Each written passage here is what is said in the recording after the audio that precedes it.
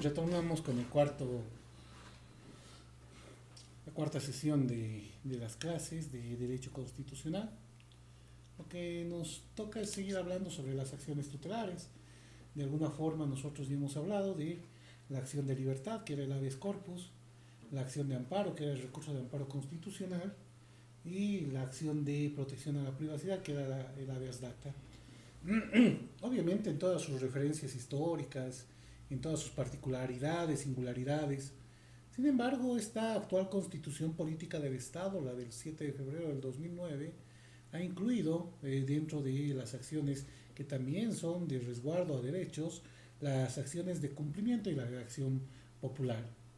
Eh, Esta acción de cumplimiento está arreglada en el artículo 134 de la Constitución Política del Estado y los artículos 87 y 93 de la Ley del Tribunal Constitucional Plurinacional. ¿Cuál es el objeto de esta acción de cumplimiento? Obligar a los servidores públicos competentes a ejecutar disposiciones constitucionales y legales cuyo cumplimiento importa la violación de derechos individuales y colectivos. ¿Qué le estás diciendo con esto en términos prácticos, sencillos, la acción de cumplimiento? Cumpla con la ley, señor servidor público. Cumpla con la norma, señor servidor público. Cumpla con esto. Por eso es que planteas una acción de cumplimiento. Hay muchas autoridades de carácter administrativo que no te quieren dar lo que en derecho corresponde y ellos, persea que existe una norma que regula el funcionamiento de de una determinada área, ellos le empiezan a generar mayores y mayores y mayores requisitos. Seguro para su resguardo, seguro con la intencionalidad de que no tengan problemas a futuro, pero no están cumpliendo la norma, porque la norma no te establece esos requisitos. Tú le dices acá, señor servidor público, cumpla con la ley, cumpla con la norma, y a partir de eso vas a tener la posibilidad, si en el caso no quiere cumplir, hacer la acción de cumplimiento. La improcedencia no procede ante la existencia de otras vías judiciales o administrativas. Eso se llama el principio de subsidiariedad. Si tienes otras instancias administrativas, judiciales, etcétera, no podrás presentar la acción de cumplimiento. Los accionantes o demandantes son personas individuales o colectivas afectadas. Los demandados o accionados son servidores públicos que no cumplen con normas constitucionales o normas legales en perjuicio de los actores. ¿Cuál es el procedimiento que va a continuar?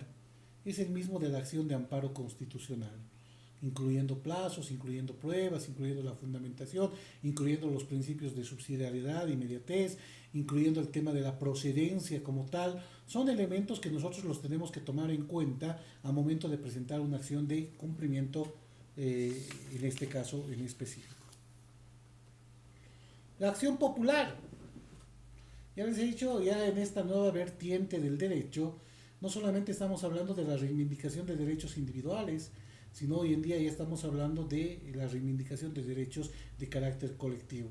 Es por eso que en los artículos 135, 136 de la Constitución Política del Estado y los artículos 94 al 100 de la Ley del Tribunal Constitucional Plurinacional es una acción muy antigua según sus referentes históricos, ya que en el derecho romano se amparaba el derecho propio del pueblo.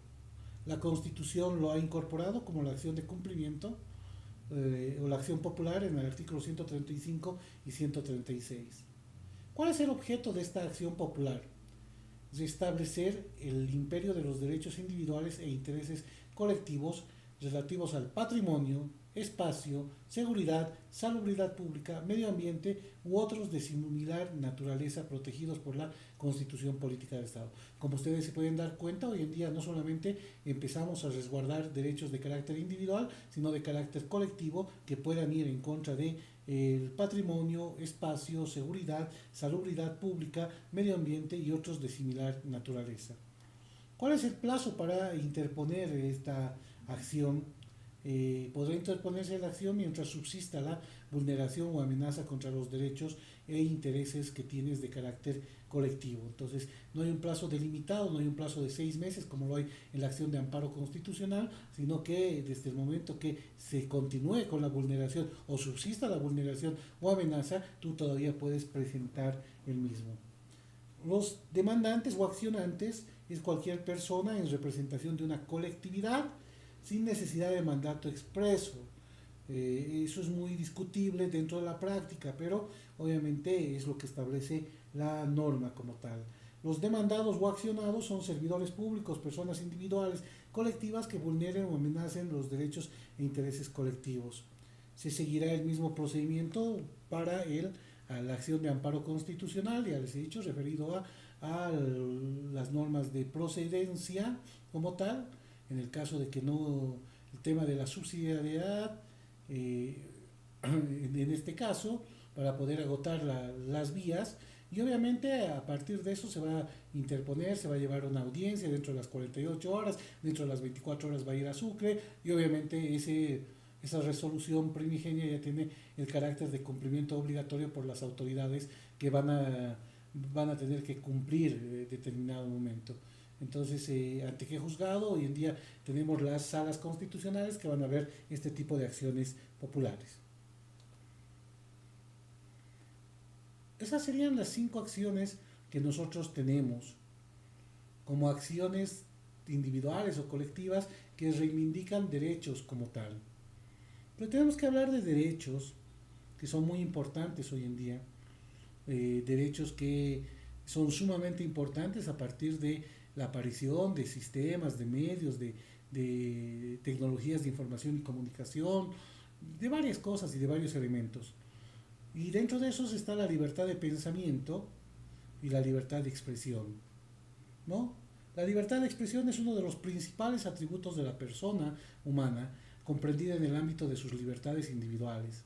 La libertad de expresión es propia del ser humano, pensante y racional, que puede concebir ideas, opiniones, pensamientos, transmitiéndolos después a sus semejantes mediante el lenguaje articulado, que es su principal instrumento de comunicación. Muchas veces se ha confundido la libertad de expresión con la libertad de prensa. Para muchos, la libertad de prensa era el cuarto poder del Estado, hoy en día se lo denomina como el quinto poder, porque se ocupa de todas las manifestaciones de la vida pública y vela por el bienestar y progreso de la nación. Pero hay restricciones que están insertas dentro de la libertad de prensa. Nosotros hoy en día tenemos vigente una ley de imprenta. Esta ley de imprenta comienza de este modo: todo hombre tiene derecho de publicar sus pensamientos por la prensa sin previa censura, salvo las restricciones establecidas por la presente ley.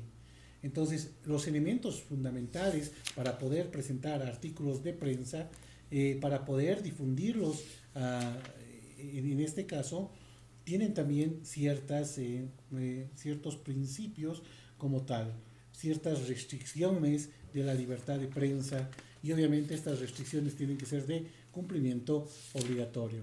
Dentro de estas restricciones de la ley de imprenta,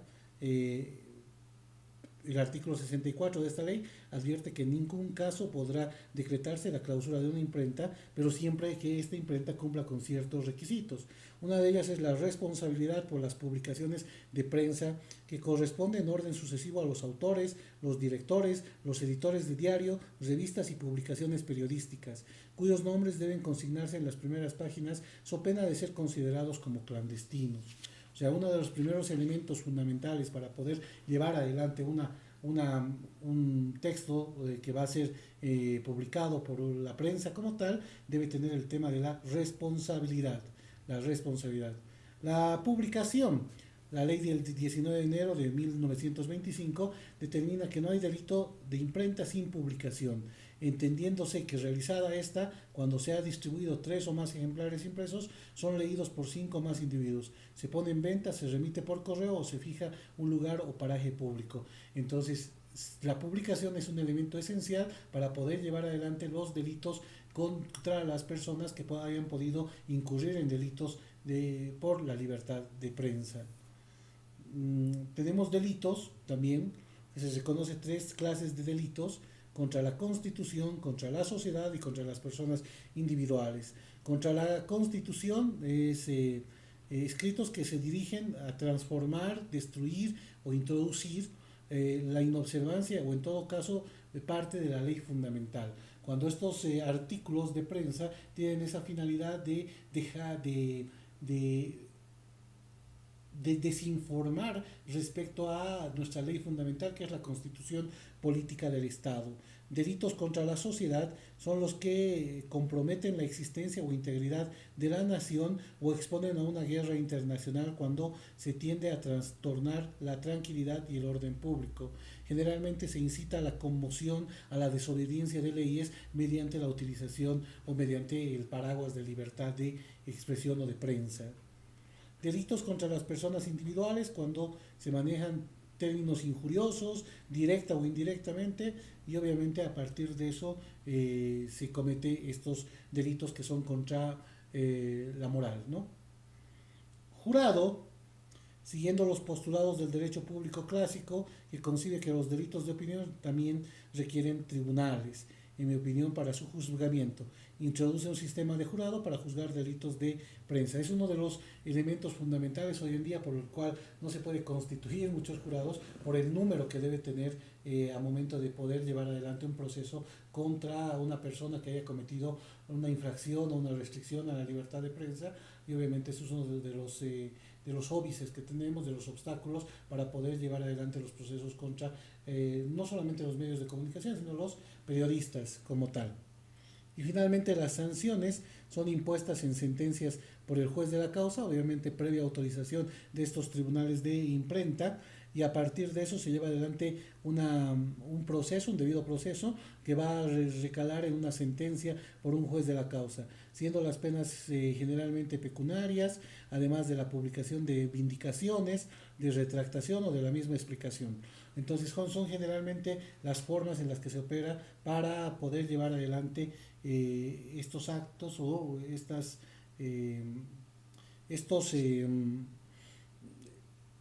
publicaciones que pueden dañar la imagen, el honor y la honra de las personas, ¿no? Se tiene algunas otras restricciones.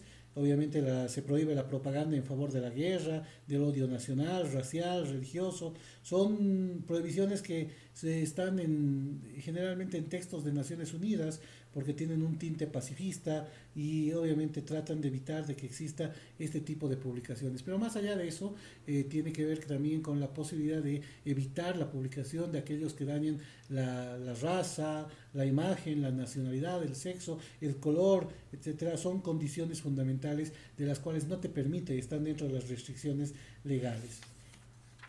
Todos los medios de comunicación están obligados a cumplir con un código de conducta editorial, y obviamente para evitar el sensacionalismo, para evitar la vulneración de la intimidad de las personas y la particularidad de sus familias. Entonces tienen esa posibilidad de tener ese código de conducta ética dentro de las instituciones de comunicación como tal.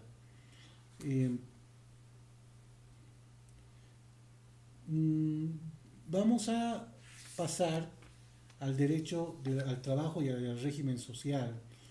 Algo muy importante dentro del derecho del trabajo, que es uno de los elementos, uno de los derechos fundamentales que tenemos todos, que está en su artículo 46.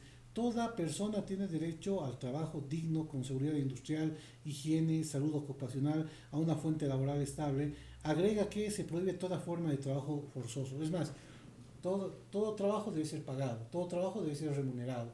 Es a partir de esta concepción de que toda persona tiene derecho a un trabajo digno, con seguridad industrial, obviamente bajo todas las medidas de seguridad que debe tener una institución al momento de realizar tu contratación, seguridad higiénica respecto a los lugares o focos que puedes tener de infección, pero que ellos tienen que dotarte de los medios o insumos necesarios para que tú tengas una seguridad higiénica dentro del mismo, y de salud. Depende muchas veces de las instituciones que tienen más de 100 trabajadores, que deben tener postas que están necesariamente reguladas por la misma Ley General de Trabajo y decretos reglamentarios. Para Bielsa, el derecho de aplicar la libertad personal al trabajo, es decir, las energías físicas, intelectuales, como el esfuerzo consciente y voluntario del hombre para crear utilidad a fin de proveer a sus necesidades en un principio no de gobierno, sino de orden natural y de convivencia social reconocido por la Constitución Política del Estado. Entonces, esa es la idea, de que el Estado te garantice un derecho al trabajo como tal, con las condiciones mínimas para que tú puedas generar un sustento básico para tu familia. El régimen social introducido en la Constitución Política del Estado de 1938, que es la primera constitución política que empieza a hablar sobre la legislación laboral. Eso es muy importante que nosotros lo conozcamos, gracias a que es la primera constitución social que tenemos en Bolivia, gracias a los precedentes de Querétaro de 1917 y de Weimar de 1919, señala que las leyes y contratos de trabajo son de orden público y no de orden privado. Declara que el trabajo y el capital gozan de la protección del Estado y que la ley regula sus relaciones de todos sus aspectos, correspondiendo al Estado crear condiciones para el pleno empleo, estabilidad en el trabajo y remuneración justa. Entonces ya desde 1938 tenemos una regulación específica dentro de la Constitución Política del Estado que trata de resguardar las relaciones laborales con tal. Entonces a partir de eso ya se empieza a tener ciertos derechos como tal, que cierta protección de parte del Estado y de toda la relación jurídico-laboral.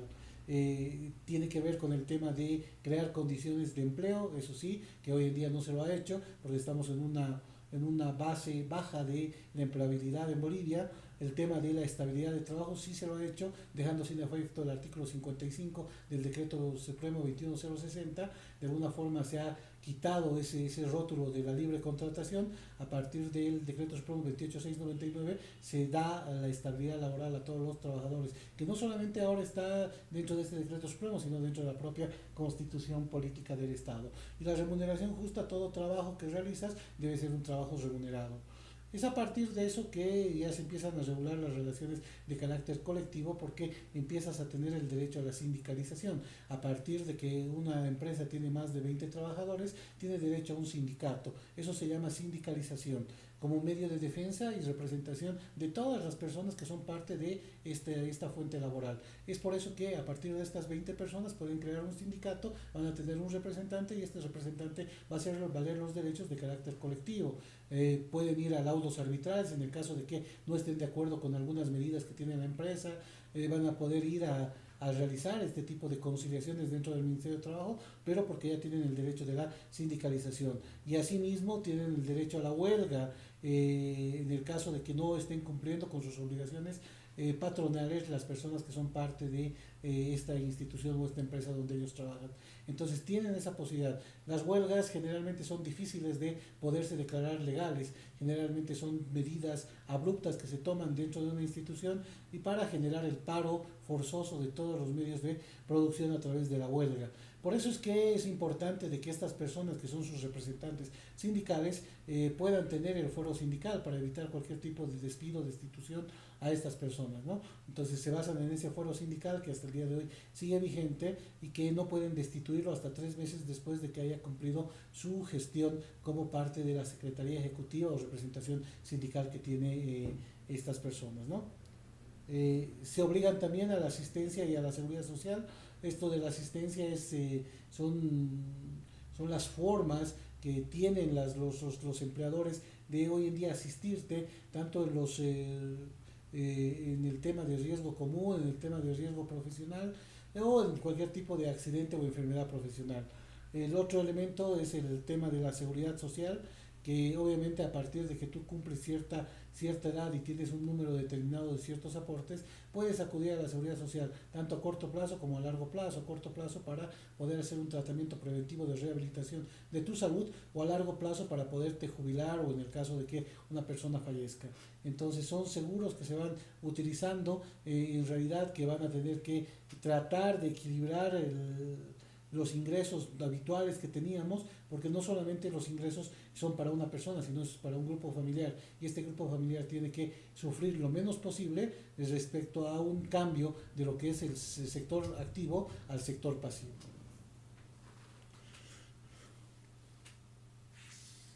¿El derecho del trabajo es un derecho o es un deber? Es un derecho, pero que se consolida posteriormente en un deber a partir de la remuneración que se proporcione a los trabajos, porque en base a ese salario equitativo igual, tú vas a tener que cumplir con ciertas obligaciones, vas a tener ciertos deberes como tal. Pero obviamente tiene que haber condiciones dignas para que puedas realizar aquello, ¿no? Eh,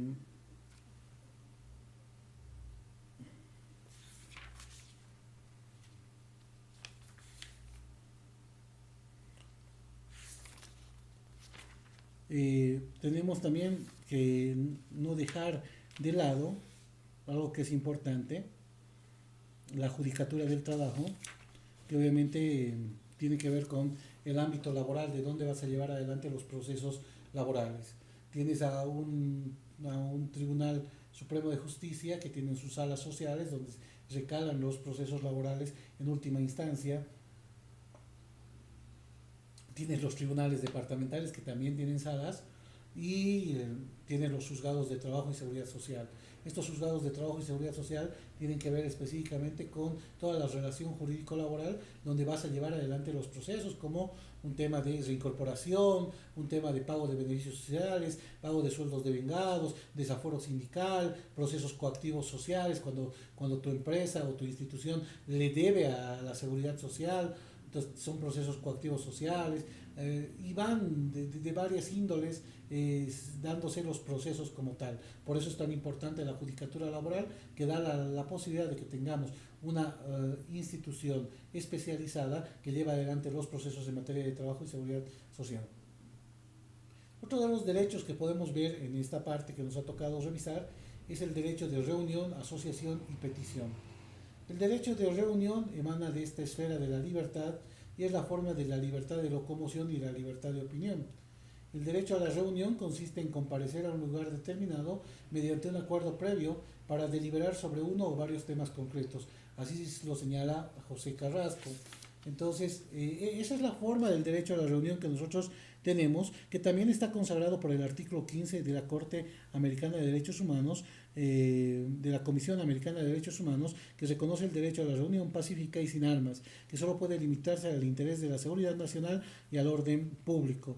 Entonces, por eso es importante este derecho a la reunión. La ley podrá establecer de manera expresa los casos en los cuales se podrá limitar este derecho a la reunión. Generalmente en estados de excepción, en un toque de queda, un estado de sitio, están restringidos estos derechos de reunión, porque no puedes transitar en determinado horario, no puedes reunirte con un número mayor de personas que las que establezcan estos estados de excepción. Entonces, en esos casos tenemos que ver aquello. Posteriormente tenemos el derecho a la asociación, que consiste en la facultad que tienen las personas de poner en común sus bienes, sus valores, su trabajo, su actividad, sus fuerzas individuales o cualquiera otros derechos para un fin desinteresado y no intelectual, moral, económico, artístico, recreativo o de beneficencia. Nosotros acá tenemos el derecho de asociaciones, el poder reunirnos entre dos o más personas para realizar actos de carácter lícito, poder tratar de utilizar esta reunión entre dos o más personas para el bien común, para valores, para trabajo, para actividades individuales o colectivas. Generalmente tiene que ver con esto. Por eso es que te haces asociaciones que van a llevar adelante que cumplas con ciertos objetivos dentro de la sociedad, dentro de lo que tú también te has establecido. En ese sentido, nosotros podemos ver que toda persona tiene derecho a la libertad de reunión y asociaciones pacíficas. Así también lo dispone el artículo 16 de la CID DH, para que todas las personas tienen derecho a asociarse libremente con fines ideológicos, religiosos, políticos, económicos, laborales, sociales, culturales, deportivos o de cualquier otra índole. O sea, estamos hablando de que es obviamente el derecho a la libre asociación debe ser de forma pacífica, pero respecto a estos fines que tienen, ¿no? Y fines ideológicos, religiosos, políticos, económicos, laborales, sociales, culturales y deportivos o de cualquier otra índole. ¿Puede estar sujeto a restricciones de ley? Sí. En una sociedad democrática el interés nacional está por encima del interés particular, pero generalmente no se restringe mucho estas libertades de asociaciones como tal. no impide la imposición de restricciones legales y por eso es que la privación del ejercicio del derecho a asociación a los miembros de las Fuerzas Armadas o de la policía como tal. Ellos no pueden ser parte porque están resguardando la seguridad interna o externa del Estado. Sí, cuando tienen que ver con temas propios de ellos, porque tienen sus asociaciones personales, pero no pueden acudir a otras instituciones que no sean las de su estructura orgánica, que ellos también han sabido aprobar y avalar. Mm, Tenemos a la Asociación de Profesiones Liberales, son las que tienen por objeto resguardar la ética profesional, cooperarse en el objeto del desempeño profesional, defender sus intereses legítimos. Generalmente tiene que ver con las instituciones colegiadas, colegios de abogados, colegios de médicos, etcétera, que tienen la reunión, la posibilidad de asociaciones de profesiones liberales, de reunirse, tratar de resguardar la ética que debe de primar entre la profesión como tal, tratar de reivindicar la parte profesional, tratar de mejorar en la parte profesional. Generalmente tienen estos colegios, ¿no? O instituciones colegiadas de profesionales que se van dando en el tiempo. Entonces, eso el legislador también lo propone y a partir de eso, pues nosotros tenemos instituciones como los colegios departamentales, nacionales, federaciones y confederaciones de profesionales. Derecho de petición. Toda persona, exceptuando los militares, pueden dirigirse a los poderes públicos en forma individual o colectiva para exponer sus peticiones o quejas sobre materia de interés público-privado. Esta facultad es distintiva del Estado de Derecho que impera en el sistema democrático de gobierno. Es muy importante el derecho de petición, hoy en día está consagrado en el artículo 24 de la Constitución Política del Estado, donde una persona puede acudir ante las instituciones públicas o privadas para que puedas tener algún tipo de información o puedas tener algún tipo de solicitud, algún tema en concreto. Lastimosamente muchas instituciones no te responden dentro del término debido, ya existen sentencias constitucionales que establecen el plazo máximo de 7 días de poderte dar la información y en ese plazo si no te dan puedas plantearle una acción de amparo constitucional. Eso es lo que establece la línea jurisprudencial donde ustedes tienen ese derecho de petición de poder saber respecto a ciertos temas de una determinada institución o un poder público que les informen respecto a un caso particular como tal, donde tienen que ustedes demostrar la legitimidad, donde ustedes tienen que demostrar el interés, donde ustedes tienen que demostrar para qué quieren ese tipo de información.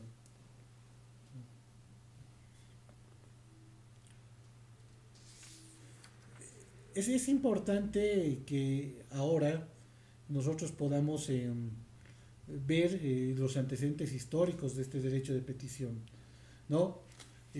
Por ejemplo, está consagrado en la Carta Magna de Juan Sin Tierra de 1215 este derecho de petición, que se redactaba al rey en términos respetuosos para que después tengamos una respuesta correcta. La petición de derechos de 1628 o el Bill of Rights o el Bill of de Derechos de 1689 también pretendían la posibilidad de realizar unas cartas respetuosas hacia el rey para que el rey pueda responder, ¿no? La libertad de comercio o industria. El artículo de la Constitución Política del Estado, en su artículo 47, establece que toda persona tiene derecho a dedicarse al comercio o a la industria o a cualquier actividad económica lícita en condiciones que no perjudiquen el bien colectivo. Por eso es que a partir de eso tienen que cumplir con ciertas limitaciones, que son las constitucionales, es el tema de la planificación, regulación, intervención, monopolios y monedas de bancos y créditos, las limitaciones legales y las reglamentarias. A ver, vamos yendo por las limitaciones constitucionales. Es la planificación de la formulación periódica de planes por parte del Estado de la ejecución obligatoria a los que deben someterse los sectores públicos y privados. Tiene que existir una planificación para poder tener la posibilidad de tener una nueva empresa. Las regulaciones tienen que hablar con dirigir la economía, regular y conforme a los principios establecidos en esta Constitución, los procesos de producción, distribución y comercialización de bienes. O sea, tiene que tener un fin, objetivo lícito como tal, y a partir de eso tiene que tener un funcionamiento. Su regulación va a estar en base a estas normas que van a regular este funcionamiento como tal. Va a haber la posibilidad de intervención que el Estado ejercerá directamente, integralmente en el desarrollo económico mediante las instituciones que hacen la fiscalización de estas empresas como tal. Hoy en día Fundempresa, impuestos nacionales, etcétera, que son instituciones que realizan la fiscalización de todas estas empresas. Y tenemos que hablar también de los monopolios, que se prohíbe toda forma de monopolio, oligopolio privados de la asociación. Se trata de evitar aquello justamente para que exista la posibilidad de una libre competencia entre varias otras empresas que también tienen la posibilidad de trabajar en el mismo rubro. Moneda, bancos y crédito. Justamente uno de los objetivos del Estado debe ser determinar los objetivos de la política monetaria y cambiaria en coordinación al Banco Central, justamente para poder apoyar a estas redes de comercio o a estos comerciantes en cuanto a sus importaciones, ¿no? Entonces eso es lo más importante para poder ver el tema de las limitaciones constitucionales.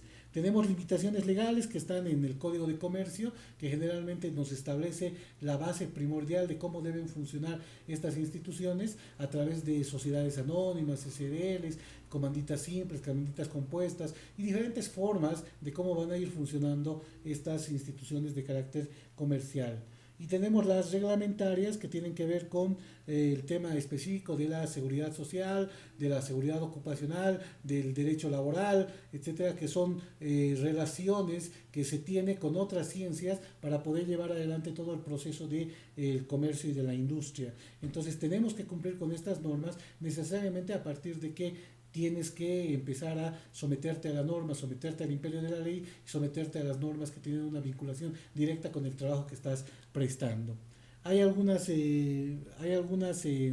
delitos contra la industria y el comercio por ejemplo, el tema del sabotaje, causado por ocupación de establecimientos industriales, agrícolas o mineros, o por daños a maquinarias, provisiones y aparatos o instrumentos, cuando alguien de mala fe va y destruye tu bien, tus máquinas, etcétera. Esa es una forma de sabotaje que tiene que ser sancionado por el ámbito penal.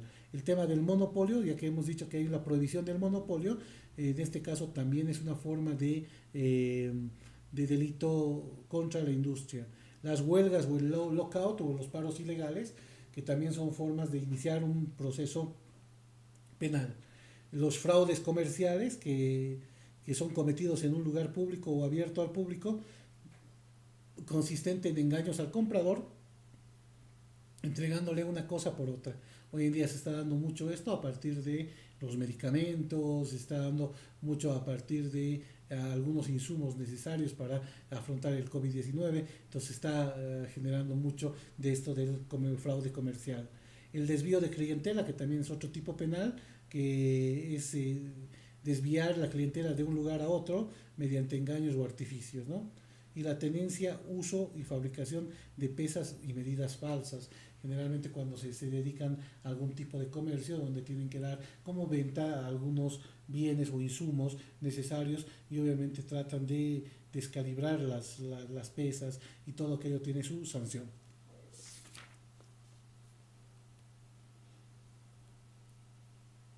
Derecho de propiedad. También dentro del derecho de propiedad comprende que todo lo susceptible al valor económico o apreciable en dinero, según Bielsa, sea objeto corporal o incorporal, como un crédito, un invento, ya sea cualquier manera originaria ya derivada, es decir, por contrato, ley o sentencia. De una decisión administrativa puede surgir varios derechos que imponen la atribución de propiedad y en ese sentido gozan de la protección constitucional del patrimonio. El derecho a la propiedad es una protección al patrimonio que tienen todas las personas. El derecho de propiedad es esa protección efectiva que el Estado tiene que dar a aquella persona que ha invertido en un determinado bien para que no sea vulnerado o conculcado por otras personas como tal. Entonces, por eso hoy en día la legislación boliviana establece dentro de su artículo 56 de la Constitución Política del Estado el derecho a la propiedad. Y la legislación boliviana así lo establece de forma textual. Toda persona tiene derecho a la propiedad privada, sea individual o colectiva, siempre y cuando cumpla una función social. Antes se hablaba no solamente del cumplimiento de la función social, sino también del cumplimiento de la utilidad pública o de que sea de utilidad pública. Hoy en día estamos hablando de la función social y es algo muy importante para poder conocer el alcance de lo que establece el derecho de la propiedad dentro de nuestra legislación boliviana. Asimismo, el artículo 105, que señala el concepto y alcance, la propiedad es un bien jurídico que permite el uso, goce y disponer de una cosa y debe ejercerse en forma compatible con el interés colectivo, dentro de los límites y con las obligaciones que establece su ordenamiento jurídico. Es muy importante aquello, por ese resguardo que el Estado le da, pero siempre y cuando cumplas con todas las normas para la disposición, para usar, gozar y disponer de la misma. Tenemos acá también la parte de la función social de la propiedad. Es muy importante también esta función social de la propiedad, que establece de que la propiedad debe cumplir una función económico-social, es decir, debe ser utilizado por las personas y que estas personas le deben dar una finalidad social netamente, ya sea para vivienda, para trabajo, para alimentación, etcétera, que son elementos fundamentales que te pide para que puedas cumplir con el derecho de propiedad. Hay algunas formas de abuso del derecho, que el propietario no puede realizar actos con el único propósito de perjudicar o ocasionar molestias a otros. En general no le está permitido ejercer su derecho en forma contraria al fin económico o social en vista del cual no se ha contenido. Hay muchas veces que tienes problemas con tu dueño de casa, tu dueño de casa no está percibiendo tu arrendamiento, por falta de ese pago del arrendamiento, este dueño de casa empieza a cortarte la luz, el agua, empieza a cortarte, empieza a generarte malestar. Eso está totalmente determinado y hoy en día no se puede hacer estas cosas y obviamente la sola denuncia ante las instituciones que otorgan estos servicios directamente te restablecen la luz, el agua y todo aquello que te hayan cortado de forma abrupta, porque son servicios básicos y los servicios básicos no pueden cortarse. Tenemos algunas limitaciones al derecho de propiedad. Específicamente vamos a hablar de la función social. La función social se basa en un principio de que los bienes que la naturaleza le da al hombre son para la subsistencia, el desarrollo, el trabajo en igualdad de condiciones con sus semejantes. En el caso de que no cumpla esta función social, muchas personas pueden acudir a algunas formas para que puedas perder este derecho de propiedad. Y esta forma de perder este derecho de propiedad es la expropiación, ¿no? La expropiación, que es un acto en el cual el Estado te priva de ese derecho que lo tenías anteriormente, de ese derecho que tenías de propiedad sobre un bien que tiene que tener utilidad pública, pero te tiene que dar una indemnización justa. Para ello debe cumplir con las características de naturaleza, fundamento, antecedentes dentro de la legislación boliviana. Entonces, por eso es que tiene que haber un justo precio, un justiprecio. Generalmente se ha hecho esto con los bienes que han sido adquiridos por el teleférico, donde decían necesitamos este bien porque es de utilidad pública, porque acá tenemos que construir el teleférico. Muchas personas estaban de acuerdo, muchas personas no estaban de acuerdo, pero al final esa utilidad pública ha servido de base para que estas personas puedan hoy en día venderle al Estado sus bienes, obviamente a cambio de una contraprestación, de un cambio de dinero como tal.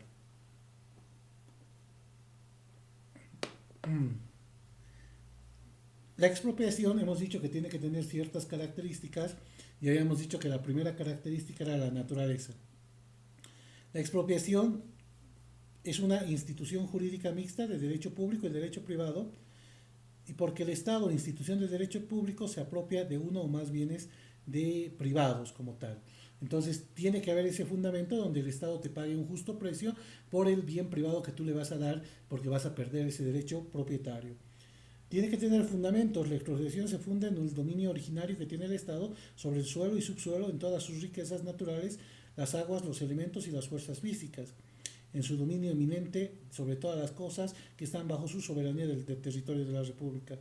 Entonces, obviamente tiene que existir un fundamento por el cual el Estado pueda pedir y solicitar ese bien como tal, porque obviamente seguro va a ser para algún tipo de mejora en cuanto a los servicios o algún tipo de exploración de algún bien, etcétera, que va a servir la eh, para el crecimiento del Estado en su conjunto en general, ¿no?